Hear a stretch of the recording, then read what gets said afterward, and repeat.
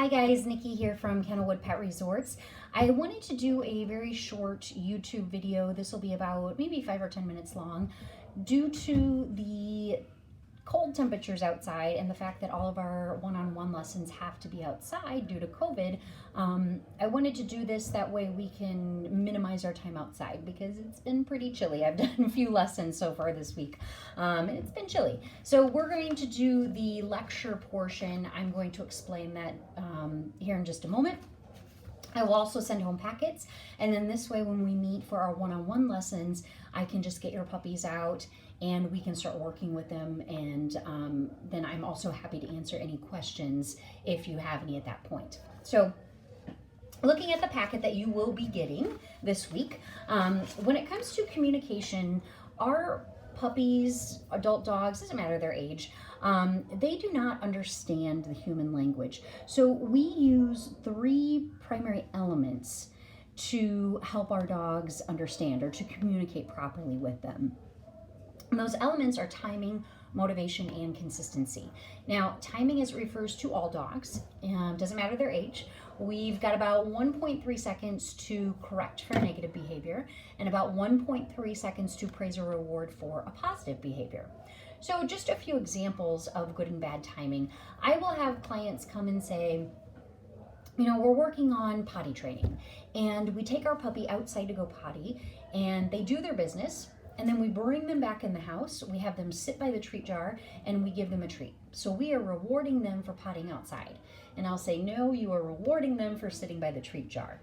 If we want to reward them for going to the bathroom outside, we need to take that reward outside with us. And as soon as they're finished, we need to reward them in that moment. Now, same thing goes for, correcting for a negative behavior. If we walk into a room and we find an accident or a chewed up object and we are outside of that window, so we did not catch our puppy in the act of doing that behavior, it's too late to correct. Dogs can definitely sense when the human is upset, but they do not understand, people, as a trainer, I constantly hear, my dog knows. Yes, your dog can sense if they, if you find an expensive pair of shoes that your dog has chewed up, and your dog can sense if you pick that shoe up and this is a bad puppy, and kind of pushing it in their face and raising your voice. Yes, by your body language and your voice, your dog can tell that you're upset, but they do not know that you are upset because they chewed up that shoe. They're just looking at you and saying, okay, there's something wrong with the human, it's not right. If I cower, maybe walk away or kind of, hide my head, the human stops. So we have to catch them in the act for their brain to actually make that full connection. Moving on to our next element, which is motivation. There are 2 types, positive and negative. Now, your positive motivation is going to tell your dog, your puppy, what to do. I like to use a marker word. So whenever they do a desired behavior, we are going to say the word good, and we're going to follow it up with either a treat or petting. For most dogs, not all, but for most dogs, I use food as the high value reward. And it's not going to be a forever thing, but for right now, when they're in this initial learning phase, we really want to have a lot of high value rewards, ingraining good behaviors, desired behaviors in their brain. On the flip side, we have negative motivation, which tells a puppy what not to do. The negative marker we are going to use is the word no, and we're going to follow it up with a quick pop on the leash. And I'm going to show you how to do that pop on the leash at your lesson. But we tend to use a lot of words. No, stop it, get down, off. Let me rip that out of your mouth. No bite. And rather than confusing our dogs with so many different words that they don't understand, we need to just keep it very simple, very black and white. That no means stop the behavior you're doing right now, whether it's jumping, it's grabbing something they're not supposed to, it's starting to potty in the house, it's nipping at us. No means no. And we'll follow it up with a quick tug on the leash, which, like I said, I will show you at your lesson. Consistency is our last element. Now, consistency, we all know what that word means. I feel it's the number one place where we as humans, where we fail.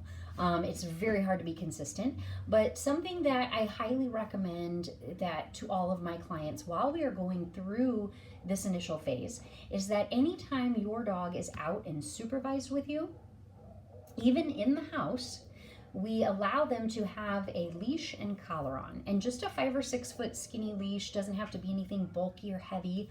But what the leash is going to do is it's going to allow us to be very consistent with how we're communicating with our dogs. Rather than, let's say they grab something in their mouth, rather than trying to pry their mouth open and reach in and grab it, we have the leash. We can bend down, grab the leash, say no, and we're going to give a tug on the leash. If they jump, we're going to say no, and we're going to give a little tug on the leash. We are not going to, raise our voice or use body language to correct our dogs. The voice is merely used to give direction, give commands. We want to appear as stable leaders to our puppies, to our dogs. So having that leash on, it's a tool. It's a way to communicate so our puppies see us as fair leaders. Now, obviously, if they're not supervised, if they're out in a backyard, when they go to bed at night, we want to take, leash and collar off for their safety, if they're kenneled. But the rest of the time, when they're out with us and just moving around the house, leash and collar are on. So if we are not consistent, our dogs are not going to be consistent with behaviors. So we need to try to be as consistent as possible, have, good and, positive and negative motivation, kind of having that balance of both. And we need to have good timing. And if we do all of those things, we appear as fair leaders to our pets, and they start to understand what behaviors are okay and what behaviors are not okay. So those are the three pillars of dog training, the way that we are going to communicate. The next sheet that's going to be in the packet is a sheet called Leadership Rules for Pet Parents. Now, this is a list that Aaron and myself have put together, a list of things that, some good things to do to promote leadership, and some things that we recommend that you not do. Now, not everything on this list is going to apply to you, your individual dog, your family, your lifestyle. Some things I like to put on here, things like going through doorways. We will be teaching you, that our dogs are not dragging us through doorways. Leaders go through doorways first. No free feeding. We want to, have those structured meal times. That's a great way to promote leadership to our dogs, having them sit for their food and then releasing them to their food bowl. Not allowing any pushy behaviors, any jumping, nudging, pawing, nipping. For any and all undesired behaviors, we're going to be saying no and giving a tug on the leash. We really want to take the human emotion out of training our dogs. So more so, and I know puppies, especially young puppies, they can be frustrating. Taking that human emotion out and saying, well, I don't care that you did this behavior, but there's going to be a consequence. And once again, that consequence is no with a little pop. And then once you stop the negative behavior, I'm going to mark it with good and then follow it up with a treat. So there's several things on this list. I'm not going to go through everything, but you guys can kind of read through them at home. Another thing that I really, really push for all of my clients to do is to avoid these big emotional displays of affection. So I will say probably some of the number one things that people bring their dogs in for training for. Jumping is a big one. Jumping, nipping, a lot of the pushy behaviors, those tend to be the number one, the most important things. And the problem is that we are not consistent as humans. We tend to, I've had people say, well, I really don't care if my dog jumps on me, but I really don't want him jumping on grandma or grandpa or the neighbor kids. Or they'll say, Or I will actually catch them picking up their dog here from Kennelwood, and they see their puppy and they drop down and they're like, "Hey bud, I haven't seen you all day. Did you have a good day at school?" And their dog is jumping. Sometimes they're tinkling because they get so excited. They're nipping, they're being pushy and just doing all of these negative behaviors that those same people have said, "Oh, I don't want my dog to do these behaviors to other people." Once again, a dog's brain is black and white. So behaviors are either okay or they're not okay. We as humans, we can understand a gray picture to an extent. A dog's brain, they cannot.